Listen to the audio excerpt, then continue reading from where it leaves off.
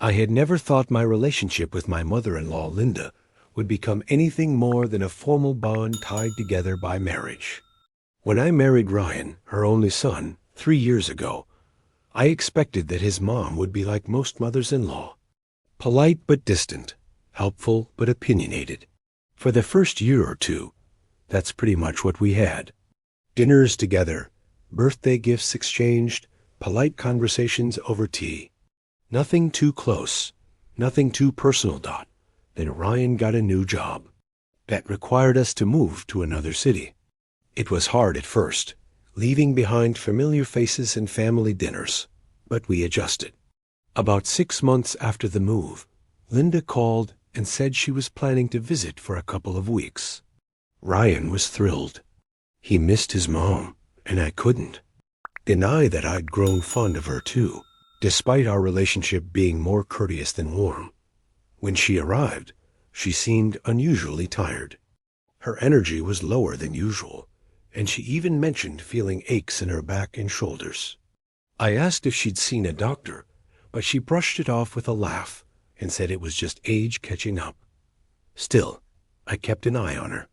One afternoon, after Ryan had left for work and I was cleaning up the kitchen, Linda came into the room with a soft smile.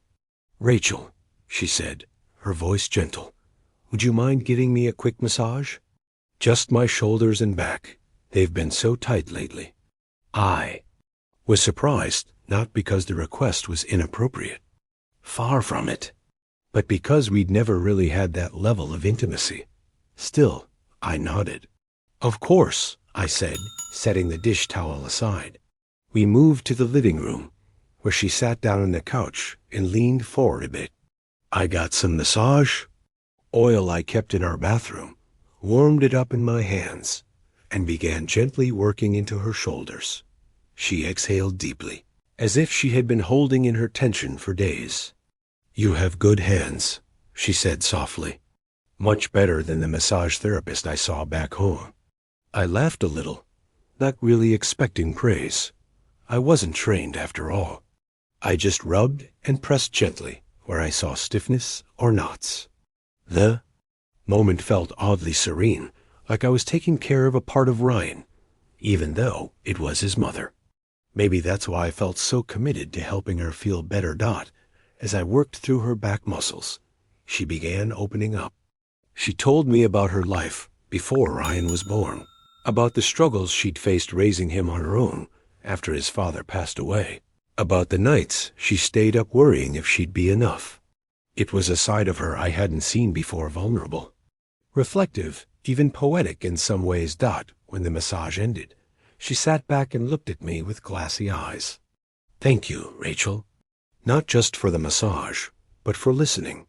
"Of course," I said, touched more than I expected to be. "Your family." That evening, Ryan came home and noticed how much lighter his mom seemed.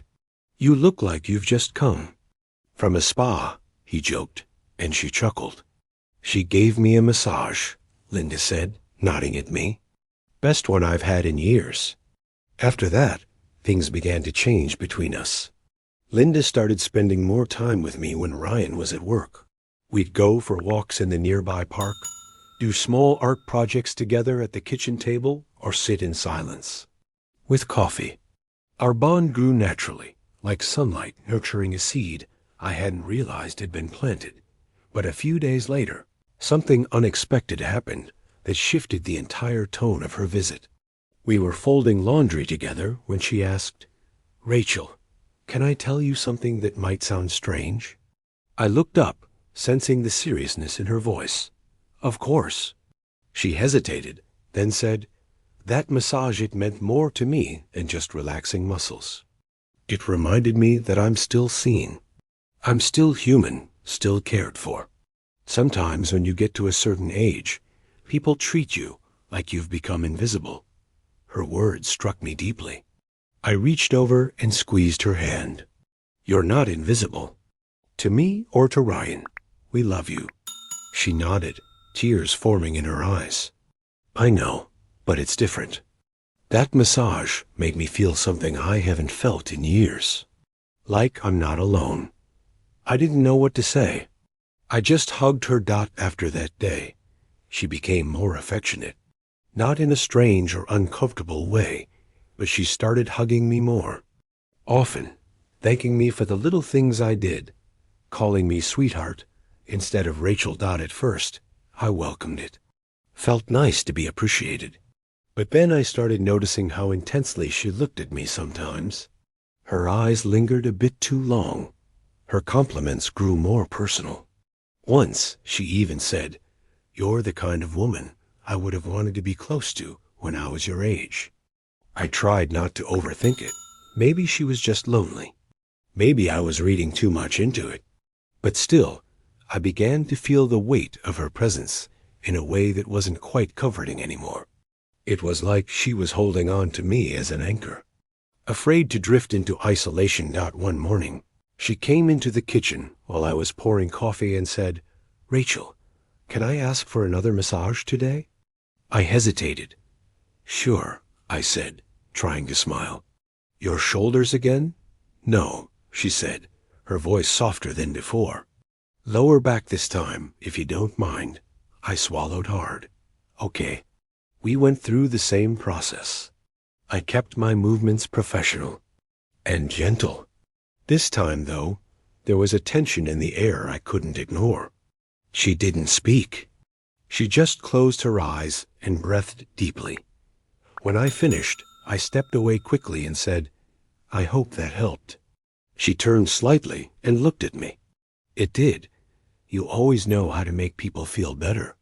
That evening, I told Ryan that I was feeling a little overwhelmed.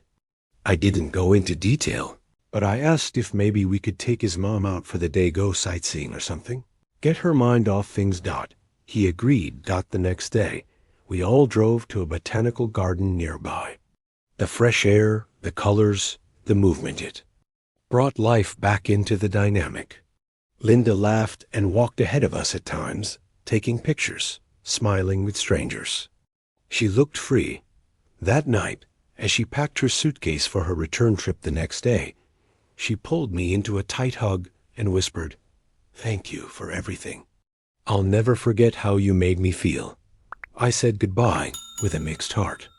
I felt closer to her than ever before, but also relieved that the invisible weight would be lifting. After she left, I spent a few days just thinking about everything that happened. I told Ryan more of it, though I left out anything that might confuse or hurt him. "She loves you," he said. "I think she just doesn't know how to express it without getting too emotional." "I think you're right," I replied. Over the following weeks, we received letters from her, handwritten, thoughtful, full of memories and gratitude. In one letter, she wrote, "I've never felt so respected, so cherished as I did in your home. Thank you, Rachel, for your time, your hands, and your heart." Reading that, I finally understood. The massage wasn't about touch. It was about presence. About someone being there without judgment or expectation. Linda wasn't inappropriate. She was longing, and I was the first person in a long time who made her feel that she mattered. She still visits, but now we have clearer boundaries. We do puzzles, go shopping, bake together. Ryan joins us often, and our little family feels closer, fuller.